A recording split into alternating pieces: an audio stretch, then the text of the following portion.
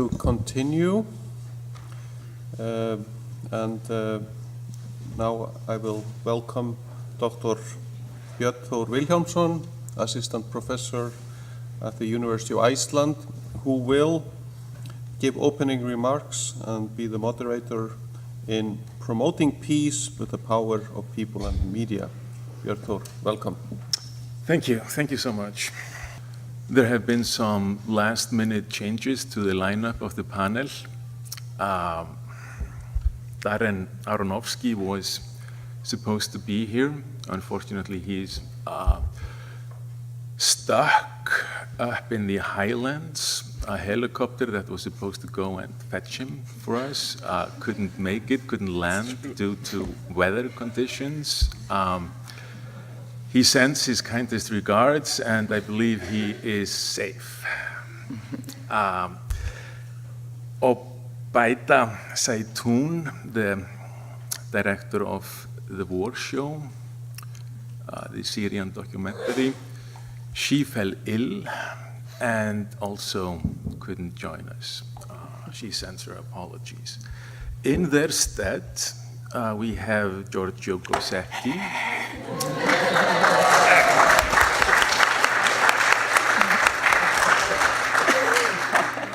who is more than capable of filling in for two people. He's been the main programmer at RIFF since 2011. He's the director of Venice Days, which is a film program that runs parallel to the film festival in Venice. He's one of the founders of the film festival in Rome. He is a university teacher. He's written about Hitchcock. He's written about film noir. And I'm sure he's a fountain of information for us here today. We also have Hrund Gunnsteinsdóttir, sorry. She is a consultant, filmmaker, cultural entrepreneur, and a writer. She is the co-director and author of the documentary Innsæi, The Sea Within, which explores the art of flourishing, leading and innovating in an age of distraction, transformation. Hrund is a public speaker and has served on various boards and committees related to the arts, education, innovation, and human rights. Our third panel member, Kristín Ólafsdóttir, is an award-winning producer and owner of Click Productions. She is the co-director of the documentary Innsæi, The Sea Within, which is screening at RIFF, of course. Kristín has been producing and directing documentaries, films, and plays since she created the production company Click in 2002. In addition to over 20 years of experience in directing and producing film, television, and theater, Kristín has also engaged in project management, fundraising, and charity, mostly focusing on women and children globally.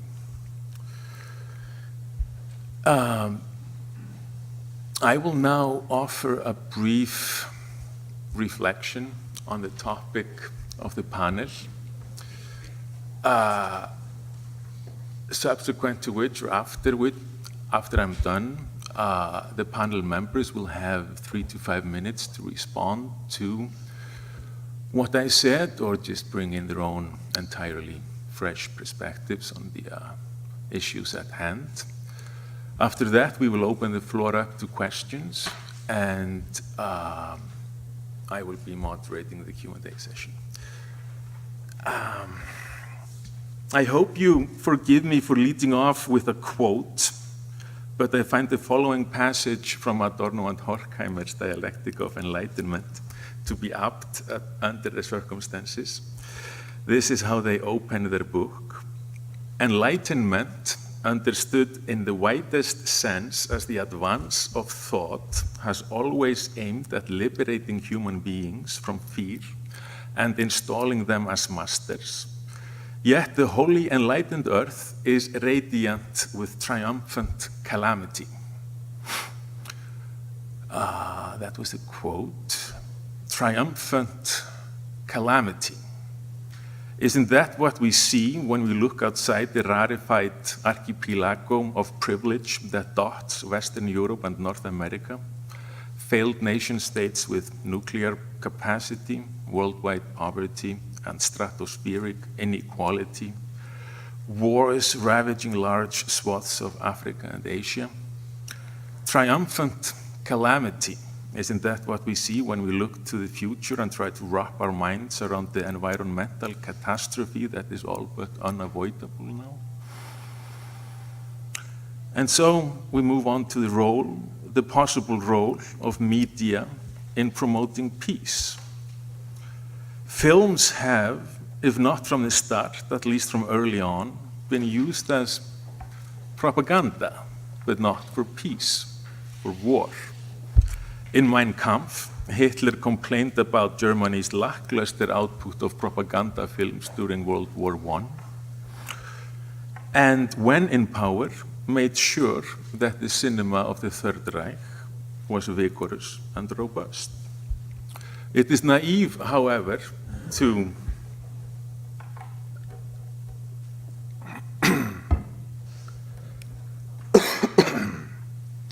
assume that propaganda is a function only of totalitarian regimes. In Europe, archives are filled to the brim with films made to justify the colonial enterprise and the genocide, slavery, and centuries-long ransacking of the known world it entailed. German Heimat films from the 50s and 60s strive to erase any traces of the Holocaust from the collective memory. And American values and American exceptionalism are promoted in commercial Hollywood cinema, where as well lethal aggression, the meting out of extreme violence, and the rule of the strong are portrayed and justified through iconic and heroic brutes ranging from Sergeant York to Dirty Harry to Batman to Jason Bourne. These are the films being seen the world over, screened in tens of thousands of theaters and grossing billions of dollars globally. At stake are trends, not outliers, behavior, not wishful thinking. Thus, Hollywood may produce the occasional anti-war film, yet America is the most militantly aggressive country on earth. So with its history of communicating nationalistic propaganda and the current relish for depictions of violence, and here I'm by no means referring solely to American films, how can mainstream cinema be expected to promote peace, let alone promote peace effectively? Moving on, if we look towards films that are not saddled with the categorical imperative of recouping enormous costs, films that are cheaper and made through funding networks, public and private, such as many of the films shown at RIFF, we may indeed encounter films that have freedom to explore transgressive or obscure subjects and promote unpopular positions to pursue goals of consciousness raising regarding the various ways, for example, that calamity is proving triumphant, or bring to light systematic injustices in our own backyard. Isn't that a step in the right direction? Isn't that an avenue that's open to us for promoting peace? The problem with this scenario is that the audience for these well-meaning works, and most other educated Westerners, are quite aware, if sometimes only vaguely, of the problems being addressed. We all know about the scientific consensus on climate change. We hear about the civil wars. We note when faces are put on catastrophes. We know about the refugees and child soldiers and the 1% and how a presidency that costs upwards of $1 billion is going to be beholden to sociopathic corporations. And we might even, on a good day, share a really stinging Chomsky article on some of this on Facebook. And nothing happens, nothing good. Nothing always already happened. So why bother telling us again?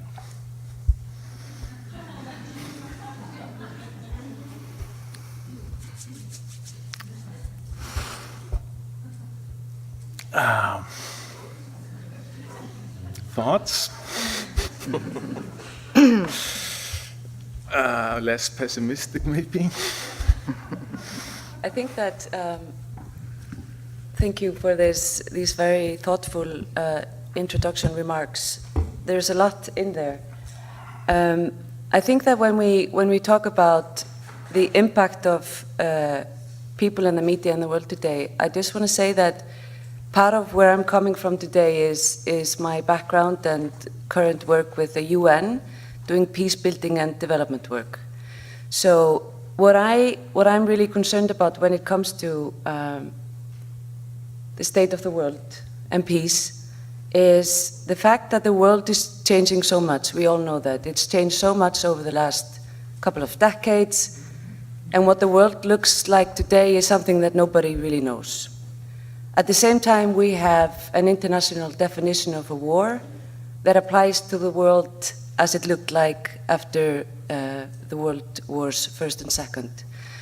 And that's causing a lot of difficulties, for example, in Syria. And I'm sad that the Syrian documentary filmmaker couldn't be here, because she would be able to give us an insight into the fact that in Syria, in the Middle East, as was mentioned today, I mean, the Middle East is the most, probably one of the most unpeaceful places in the world today. But we are waging proxy wars in the Middle East. That means that countries in the Middle East are not necessarily at war with each other. There's also other states. A few of them are members of the Security Council of the UN, taking decisions that will define accountability for the war that's taking place there. So it's a very complicated world that we live in. So leading to my input after your thoughts, Björn, and just by being here, based on my background in peace-building work, we need to bear in mind that the most basic thing about conflict and peace is the division of people into us and them. So when we divide us and we distinguish us from them, we can start to dehumanize the other. And when that happens, everything is possible, because sense of empathy, sense of togetherness and coexistence changes. So that's something that we need to be aware of in everything that we experience today, in our conversations, in the films that we see, in the media. And I was just thinking about the headline for today's seminar, Promoting Peace with the Power of People in the Media. In the last 2 decades, and I will mention former Yugoslavia and Rwanda as an example, we could just as well say promoting war with the power of people in the media. So the media and films, TV, radio in Rwanda played a key role in establishing these divisions between us and them, and hence enabled horrible conflicts to take place. So I think that, coming back to films, the documentary film Innsæi is about encouraging us to rethink how we think. So we can't approach the world that we live in with the tools that have long expired. And the power of storytelling, in, like you mentioned before, Björn, in the flow of information and statistics and the knowledge that we have today, the power of storytelling has perhaps become more important than ever before, because reports about climate change won't move us to action. I mean, they will move states to act and do something, but people really need to pressure their states and their governments to do certain things about the world that we live in. We still live in that reality, even though power is becoming very much dispersed. And I think that storytelling, powerful storytelling, is extremely important, because that can move us to action. And we can maybe comprehend very complex realities in an hour or two by watching a film or something visual. But I'm talking too long, so I'll just pass it on to It's fine. You're doing fine. Thank you so much. Giorgio? Well, knowing that I'm not an American director, neither a Syrian fighter for peace, but I'm just Italian, I have to avoid that I'm a little bit more optimistic than you, because I think that cinema can show calamity without triumph. To be honest, maybe because I'm Italian, maybe because I'm Mediterranean, maybe because I'm old, I'm part of a generation that was used to receive guns as a Christmas gift. and I was really happy to receive a gun. I'm part of the generation that considers that, at the end of the day, even a war can generate and promote a real change in society. So it's a horrible thing, but somewhere in history shows that a lot of changements come after a war. And we, like Italians, suffered a horrible war and a horrible civil war, and we are proud enough to be the generation after the war. So we don't thank the war, but somewhere we have a mixed feeling about that. I am part of the generation that consider that violence on screen secure your instincts, can help you to be free and distant from your original sin. This is the reason why a lot of people adore horror films, for instance, not only violent films. So there is something pedagogic, if you want, in violence on screen. I'm part of a generation that consider that the life of saints is really much less attractive than the life of a gunfighter. And a Westerner is really more interesting than St. Francis. Can you imagine a video game about the history of St. Francis? I'm part of this generation. And this generation is not an original one. It's the result, if you want, of a propaganda, of a cultural statement and cultural structure. And maybe you, the Nordic ones, are more lucky than us, the Mediterraneans, because you consider and touch peace. Quite often, we, the Mediterraneans, we live together with Camorra, mafia, violence in the streets every day. So maybe this is the reason why we want to receive guns for Christmas gift. Being more honest, I think that I don't share all the things I've said right now. But I'm conscious of that. And I know that it's part of my education somewhere. I know that my father was a soldier during the Second War. He was really for peace, really against war. He never wanted to speak about his personal experience on the front during his life. Not, at least not with us, with his sons.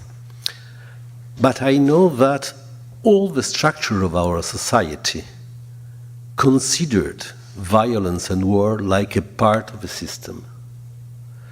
And it's not so easy to invent a different word. And this is the reason why cinema, in my opinion, and we will discuss it later, is so important. Because cinema is the art, the popular art, which normally conceives and sees the future. Cinema, more than other audiovisual media, build the future, not the present. And the good filmmakers are artists because they are able to see something else instead of just reality, just daily reality. Even if they are documentary filmmakers. It's something different, but we can continue about this. Thank you. Well, I think I'm going to be a bit more optimistic than you, Björn, because I believe in the power of storytelling, and that's maybe why I decided to work in documentaries.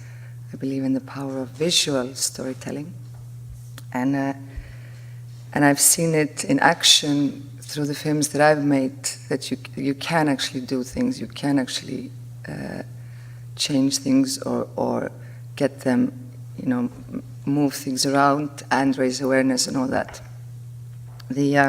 And I have examples of films that I've done, which are raising awareness of either if it was girls in Ethiopia trying to run marathons to get out of poverty, and the way the outreach of documentaries, and if you put something on the agenda that you can really get some changes done. But of course with documentaries where you are looking at, it's, for example, the documentary that we just premiered yesterday, Innsæi. It's a 6-year work of research and sometimes I call it like a visual PhD essay. And it's so important for us to spread it and let everybody see it. And of course that's the trouble with documentaries, is that it's not that easy to reach the masses. And I believe that we can, with little changes, can have effect on both learning about peace or raising awareness or learning about empathy, that you can do that with documentaries, like in-depth research on things. And I think it's then so important that schools and that they really start teaching more, use more cinemas, use the films, use documentaries to educate and raise awareness of things. Innsæi, our film, is like Hrund described a little bit what it is about. But for example, there we are looking at how we can teach children to learn something about empathy and put themselves in other shoes of others, and they're teaching it as lessons, and that's something we think is so important. And so we will start early and try to raise awareness in that way. And I believe in cinema and the strong message from there, because we're getting all the senses of it's not only a book you're reading, but you're working with the visual, the artistic, and a strong message. So that's why I think it's really worth trying, small steps. Mm-hmm. Mm-hmm. Thank you, Kristín. Thank you all. I would now like to open the floor up to questions, contributions, reflections, questions, thoughts.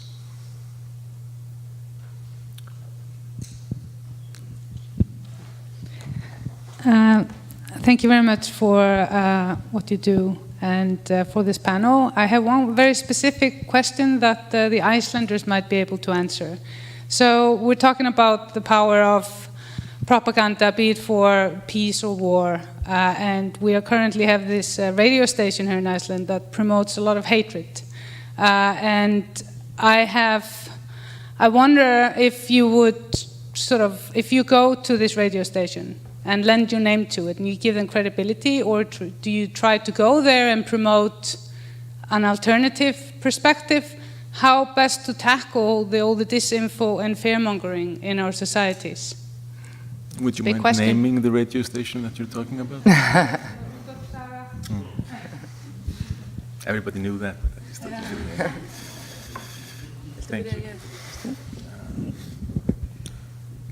I think that's a very good question, and it's a very it's a hard question in a way. I mean, it depends on values. I think I would say that it's actually, we live in such a polarized world, and we can't avoid it even in Iceland.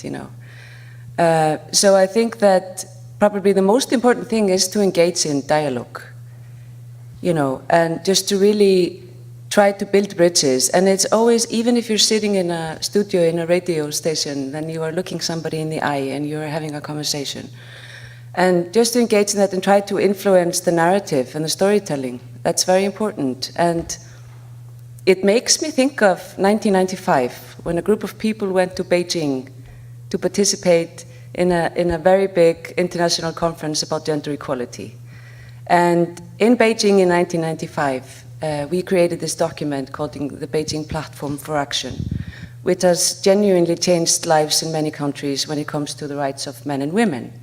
And I remember at the time I was 20, and I was watching TV, and they were talking about how ridiculous it was for a group of Icelanders to go to China because human rights violations take place in China. And it's a dilemma, it's an ethical dilemma, but we went and we participated in this historical wave of change. So I think that we can't avoid each other. I think we just rather need to try to engage and respect each other and establish some sort of a narrative. And we all know that narrative changes over time. So that's my thought on that. Thank you. Giorgio? Yes, I would like to add something dealing on the same topic from my Syrian point of view, because I was really involved in the process of selection of the war show, and I had long conversation with Oba during the previous months. And I want to tell you a brief story about this film, because I think it's really important in order to understand the problem of mentality when we face the idea of peace. As you know, maybe, and if you have a chance to screen it, the war show starts like a sort of video diary.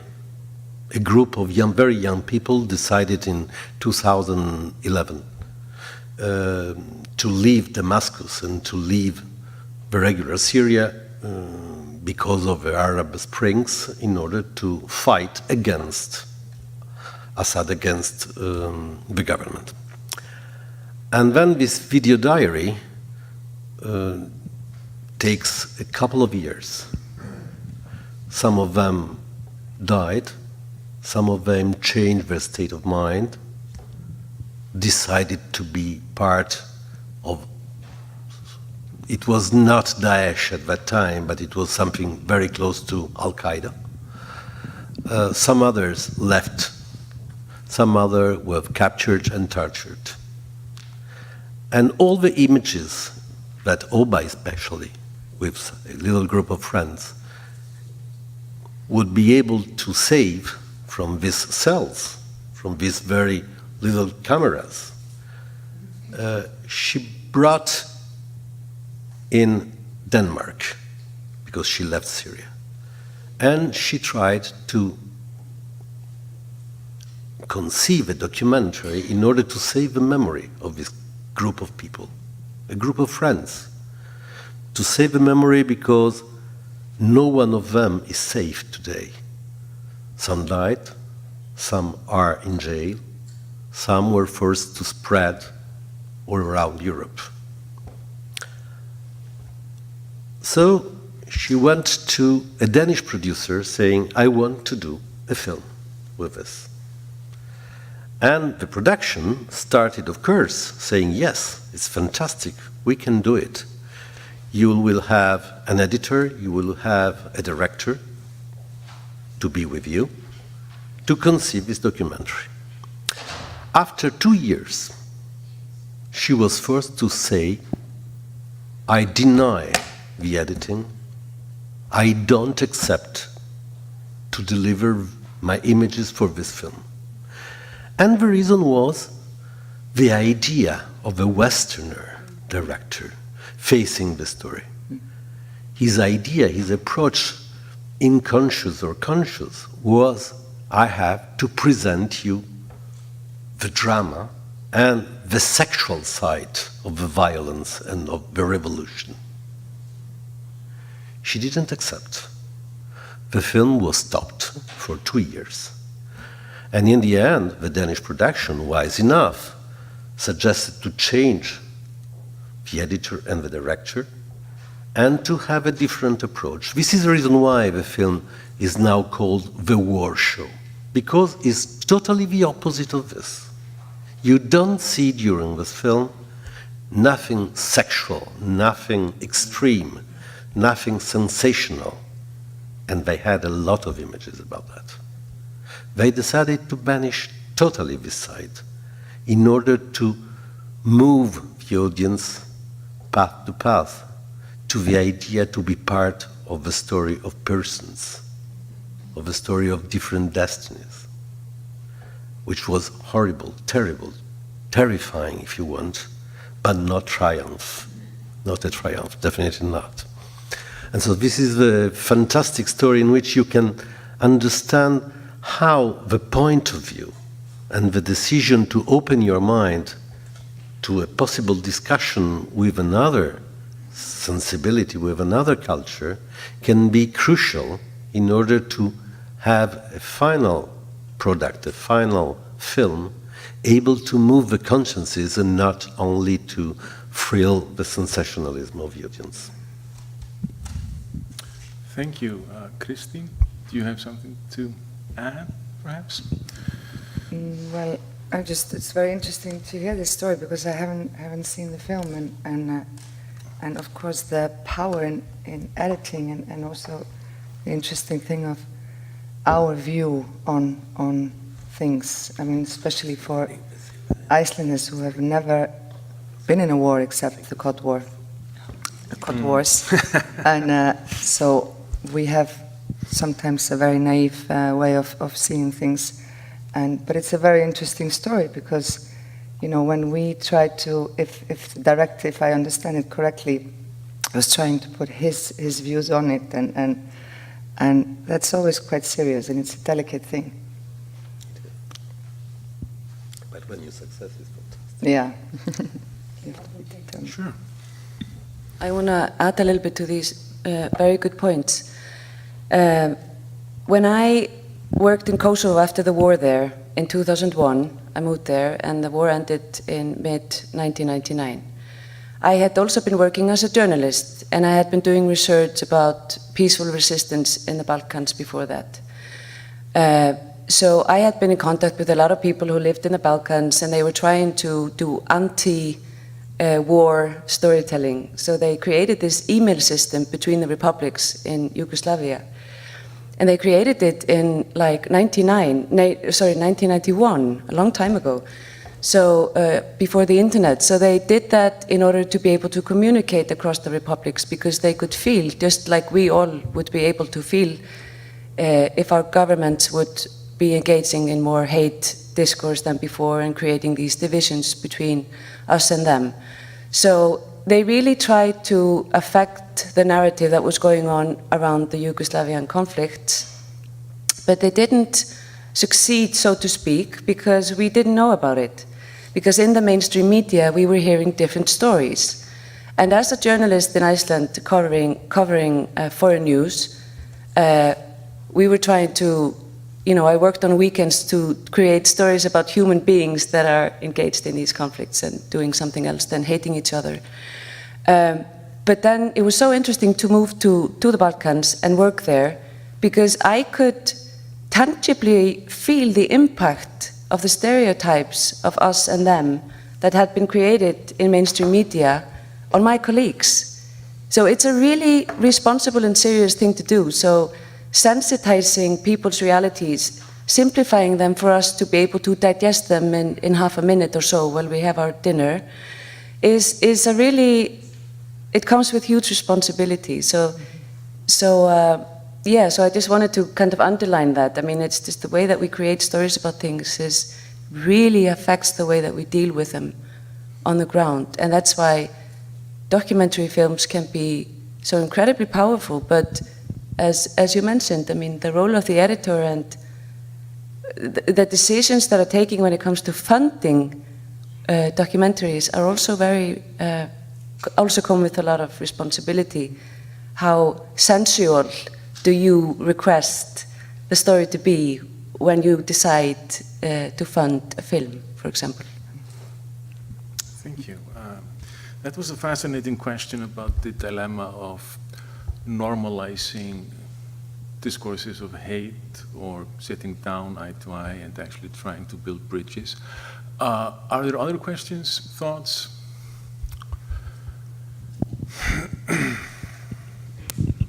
Hi, my name is Celia. I'm a faculty member here at the Faculty of Political Science.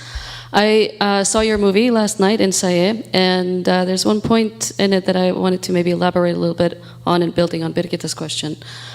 This question of empathy. It seems so important in contributing to peace, and not just peace within yourself or peace in your personal relations, but to transfer it. And Kristín, you mentioned this school, this absolutely engaging story of the little boy who sort of found ways to deal with his emotions. But how could a film, because that's something that is taught in a very applied way, how could a film transmit that message? Do you see that as your role in making this film, for example? And do you think it is something that we can pick up just through this visual medium? Which one would like to? Yeah, so if I start, I think that, you know, as Kristín mentioned before, behind Innsæi is a lot of research. So one of the things that we did was to try to figure out if empathy is decreasing in the world, you know, overload of information, and it's so violent, and we just become numb. We all know that, you know. What we found was like pieces, fragments of research that's been done, and sometimes even, you know, articles and letters that a group of young people in the States had written to their school authority saying like, I really don't feel compassionate.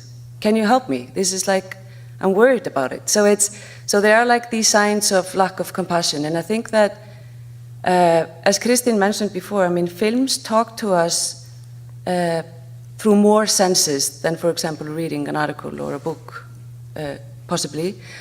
And I think it really has the capacity to move us in a different way. But also, films have been made about, for example, to counter our understanding of the conflict between Israel and Palestine. And I'm sorry, I can't remember the name of the film now. It's quite well known if anybody can help me. But the approach is to talk to people living in Israel and Palestine, and people that are communicating, and they really have a loving, supportive relationship. The film addresses that and covers that.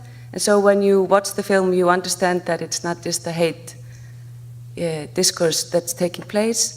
And it amplifies our sense of compassion and empathy as well, to know that people are actually engaging in such ways.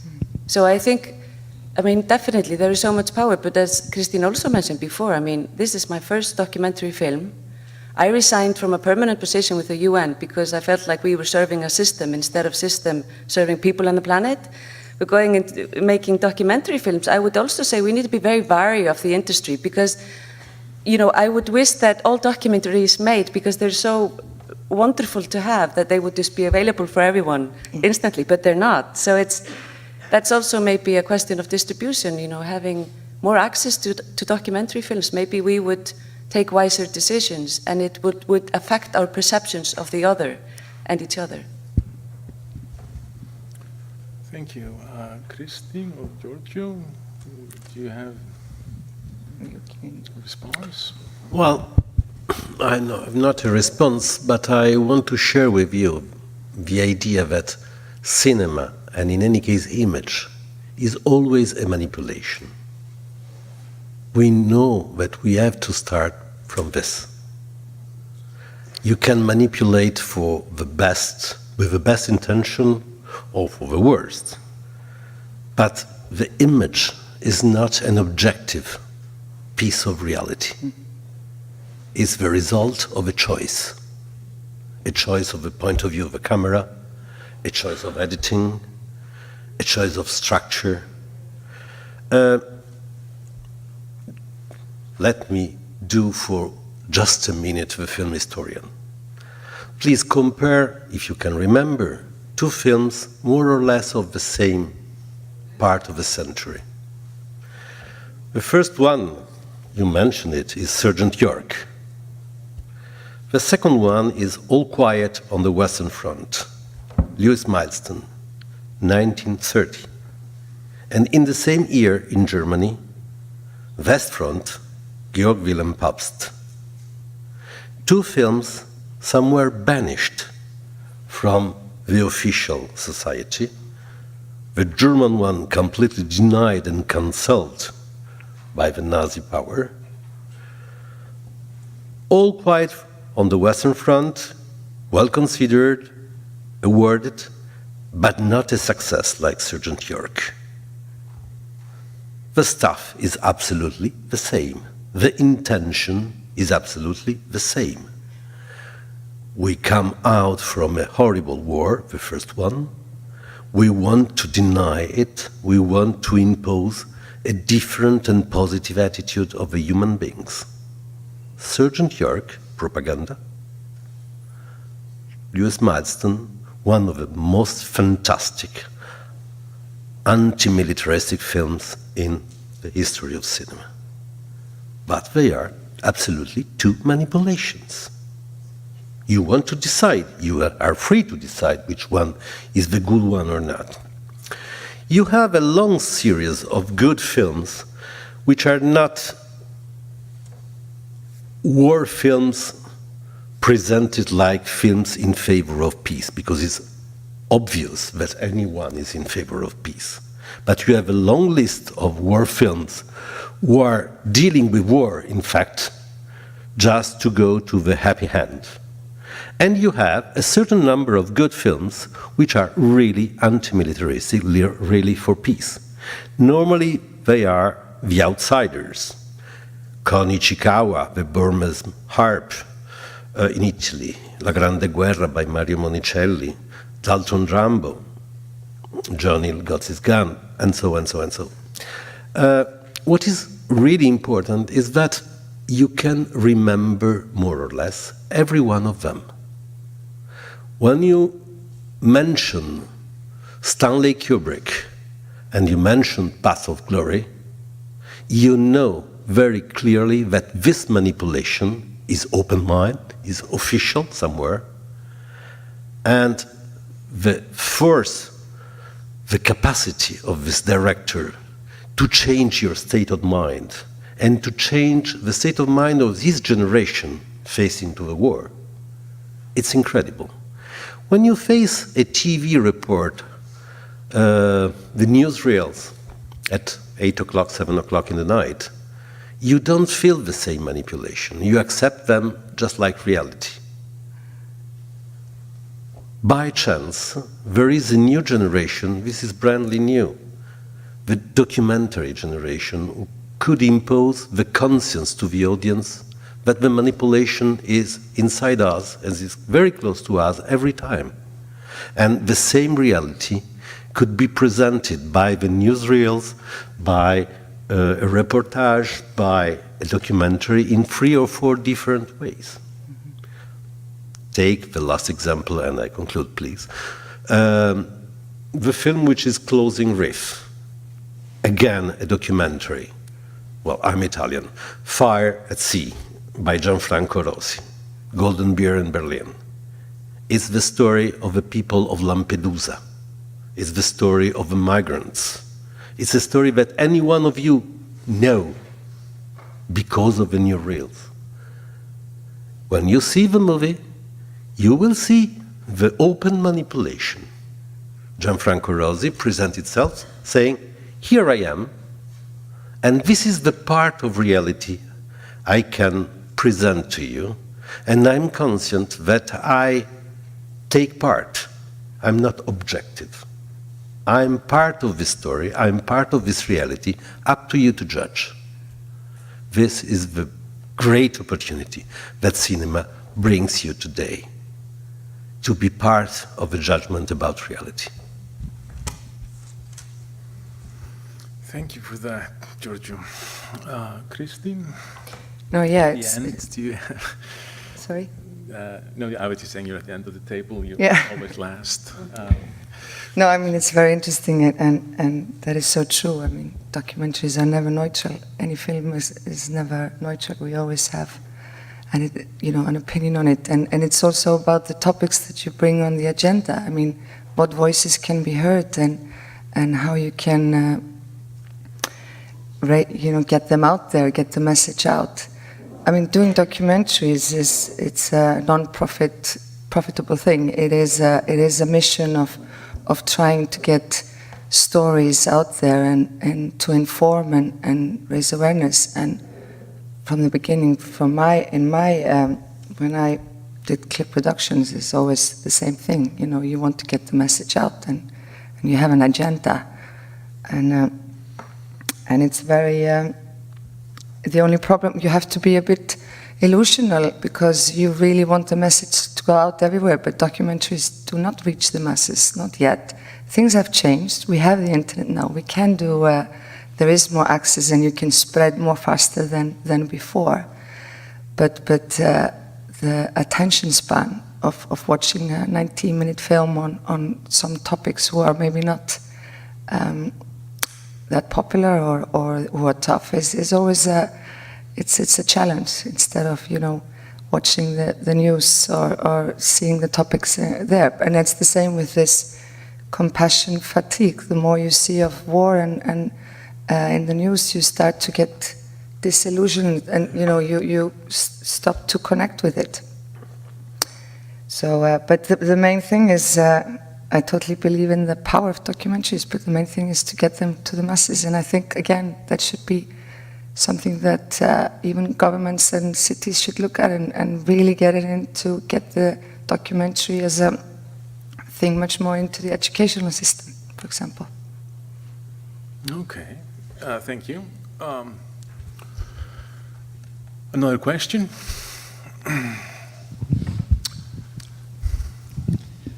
Hello, thank you. My name is Morten. I think it sounds to me like you're kind of saying that documentaries are inherently good, and I just wanted to challenge that a bit, and also perhaps if they become more popular, kind of destructive documentaries might appear.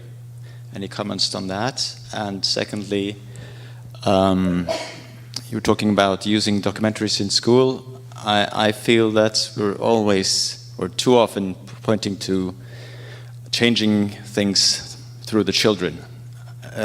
We don't have time for that. We need to influence legislators, the media, etc. Any comments on that? Thank you. Excuse me, you mentioned destructive documentaries. Did you have specific examples in mind, or just the conception of a possible destructive? That might, I mean, be financed by the weapons industry. Sure. Okay. Yep. Something like that. Thank you. Just want to clarify. Thank you. Maybe we can start with Kristín now. On the other, Yeah, I didn't hear your first question. Sorry. I couldn't hear properly. Did you hear? Yes. Do you mind if I try to summarize it? The question was whether documentaries were inherently positive, had an inherently positive influence on the world. Our speaker posited the possibility of there being destructive, negative, damaging documentaries dispersing and disseminating hurtful, damaging, destructive thinking, imagery, and so forth. Mm-hmm. Yeah, and you were talking about we have to erase things now. We shouldn't only approach the kids. Didn't I understand that correctly? Yeah. Yes, I think perhaps there is even greater need to inform and enlighten politicians and people in public office, running the banks, etc. Yeah, exactly. Well, that's actually what we've been trying to do with Innsæi now, our film. We are trying, and our wish is that the Parliament of Iceland, if we could show it there, and we were in the process of doing that.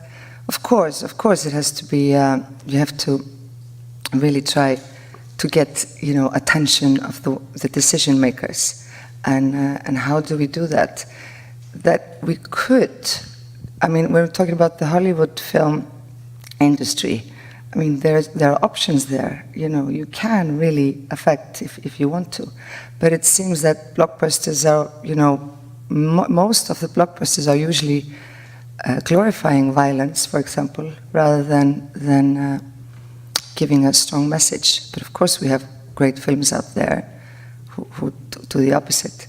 But that was very interesting when you were talking about that earlier, about the Hollywood films. I mean, what are they? What is the message that comes from them. It's too bad that Aronofsky is stuck out in the highlands because his latest film, just touching on this very subject, and I take this as having been a strong compliment, was described by Anthony Lane, the film critic of the New Yorker, as being the craziest big movie in years on account, and I quote, of its radical environmentalism. And that was a film costing close to $200 million. So yes, there seems to be room to move in Hollywood as well. Well, and also, it's maybe because that's my passion, the children, you know, the blockbusters children movies now, you can really see that they are really, you know, doing really good and interesting, powerful storytelling in new films there, which is very good. But again, that might be, you know, we have to be patient. Thank you. Giorgio, something to add? Yes, talking about Hollywood, I'm not really a documentary expert, but talking about Hollywood, may I remind you the most neurotic personality in Hollywood cinema, which is Clint Eastwood. I mean, neurotic because he can be one thing and the opposite. He is Dirty Harry, and he is Gran Torino.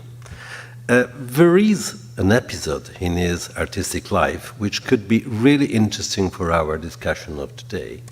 It's the incredible double story of the two films he made about the same topic, Flags of Our Fathers and Letters from Iwo Jima. Dirty Harry made the first one, which was manipulating in the typical Hollywood propaganda system. And he was aware of this, was very honest, saying, this is somewhere my roots, my cinema, my John Ford history. On the same time, I want to go on the other side of the mirror. I go on the other side of the mirror in black and white, more or less just like a documentary filmmaker.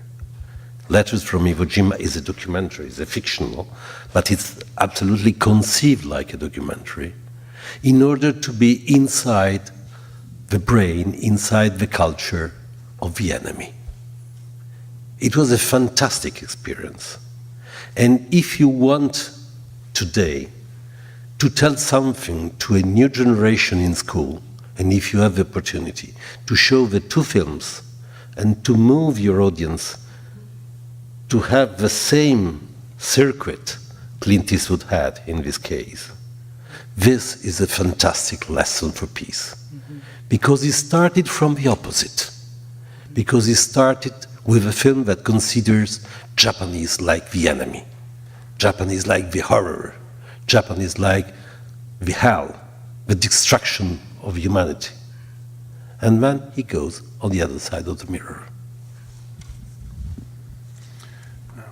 Yeah, I don't have much to add to that. I agree to what they both said, and I love your last remark. I think that enabling us to understand the different perspectives is very valuable in today's, polarized world. So definitely, and I totally agree with you that we tend to go and focus on the kids. We need to change them. And in my work consulting with the UN on gender equality, I love working with my colleagues, and their husbands will often come and say, I love the work you're doing. I'm not going to change anything I do, but it's definitely for the kids. So, but we really need to take it to heart and do something, because we do have certain issues that we can't wait with addressing. So just to second that. Mm-hmm. Thank you for that. I think we have time for perhaps one more question from the floor. Yes, in the back.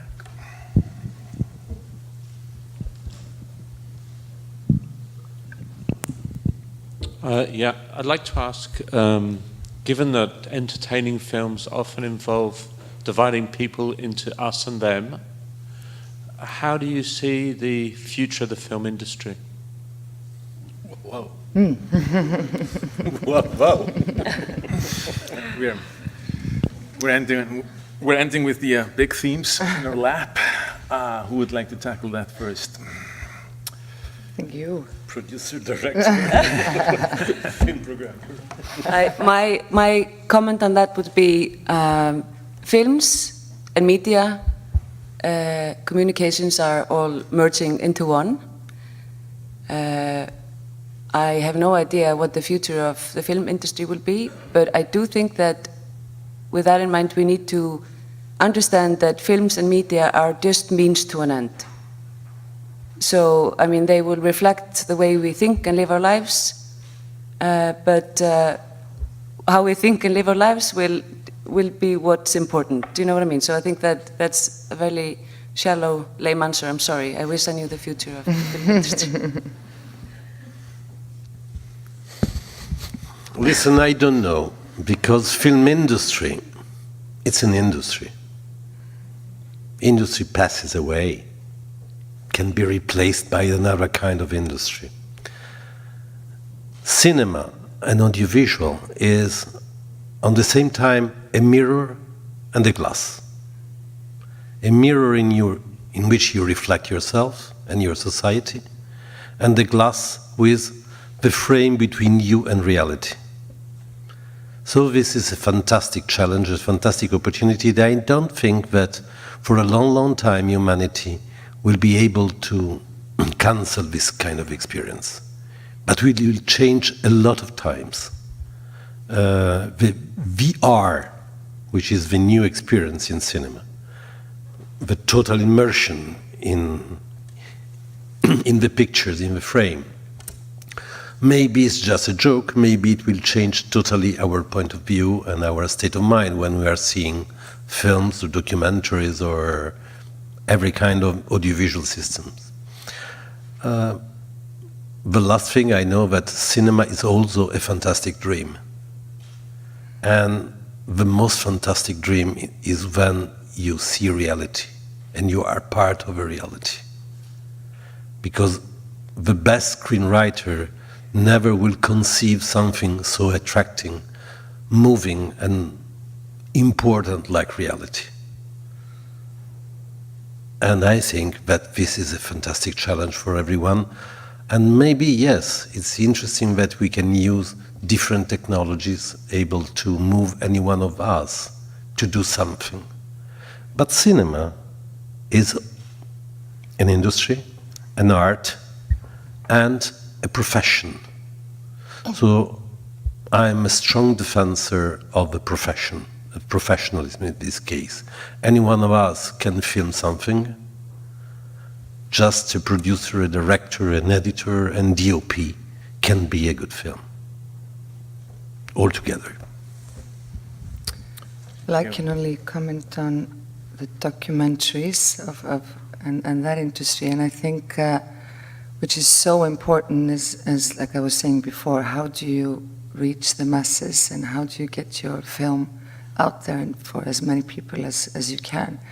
And it has been such a problem for documentaries because they were usually just in festivals and in cinema, and now the internet has helped a lot, but still the industry, there are a lot of restriction on where you can show it and when, and we would love to put our film immediately out on a video on demand on our website, but that's not that easy. And I really hope that will change, you know, and because it has to do with, you know, how you fund them and the returns, and it's a complicated business. So it's not that easy if you want to get the message out to just throw it out on the internet.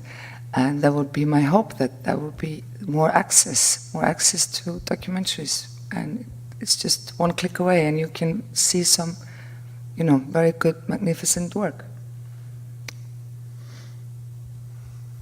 Yes, one more. Thank you.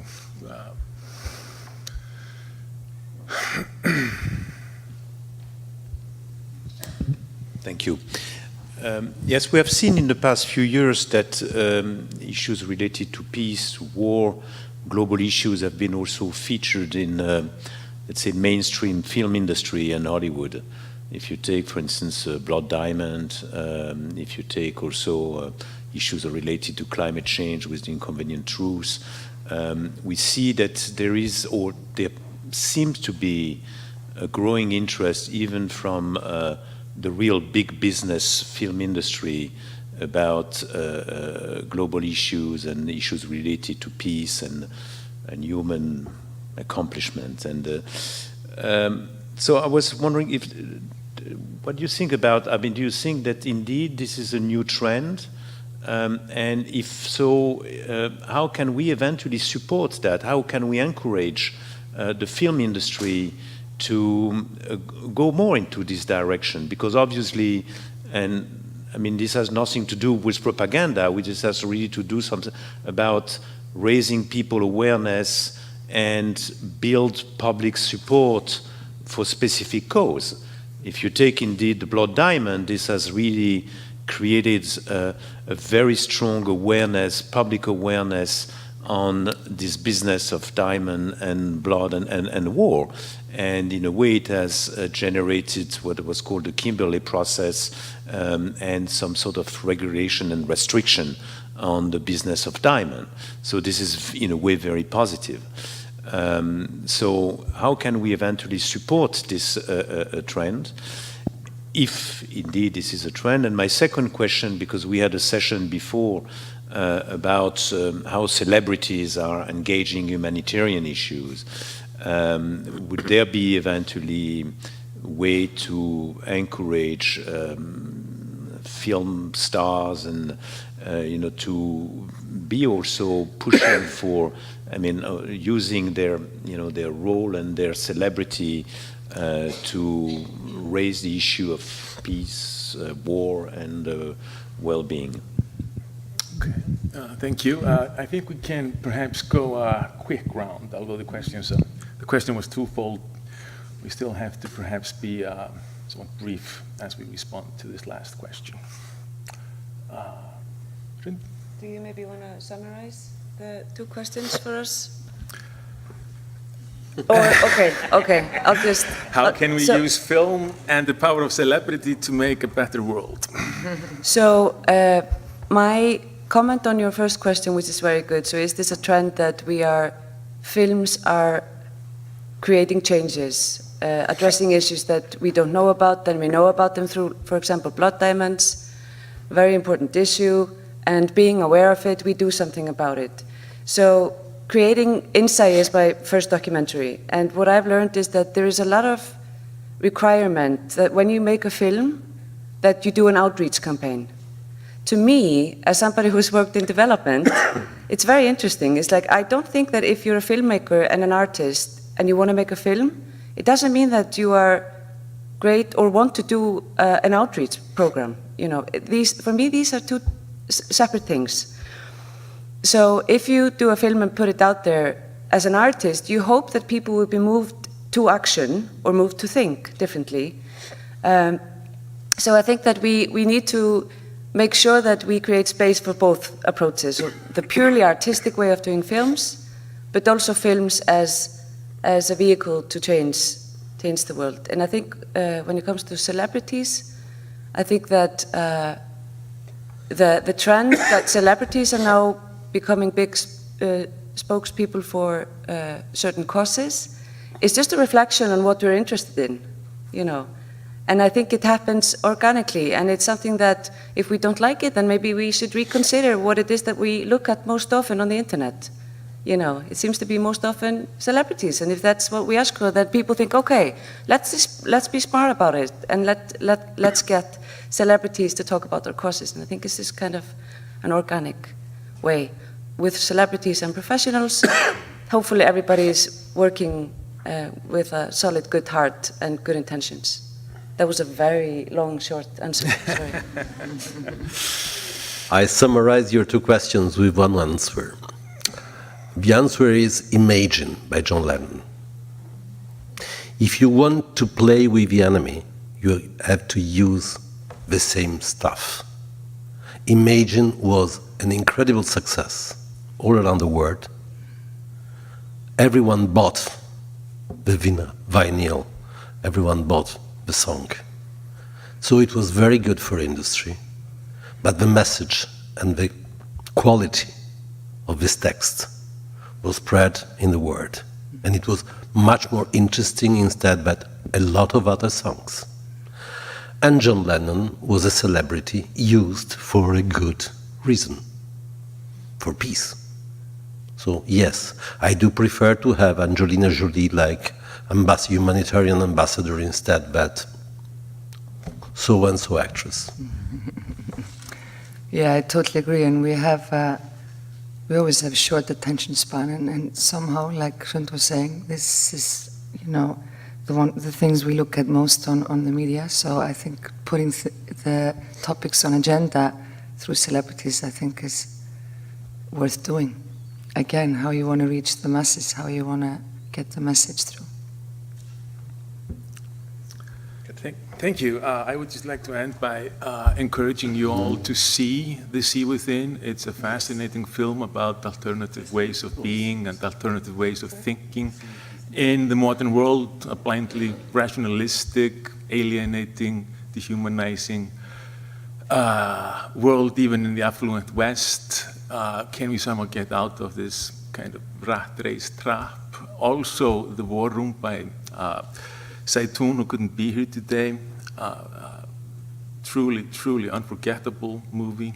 A film that Variety said was a heart-rending attempt to document what cannot be imagined, and I think that's a very good description. That film is approaching a situation so horrible that it just balks the imagination to try to get to terms with it. Let's give our panelists a hand.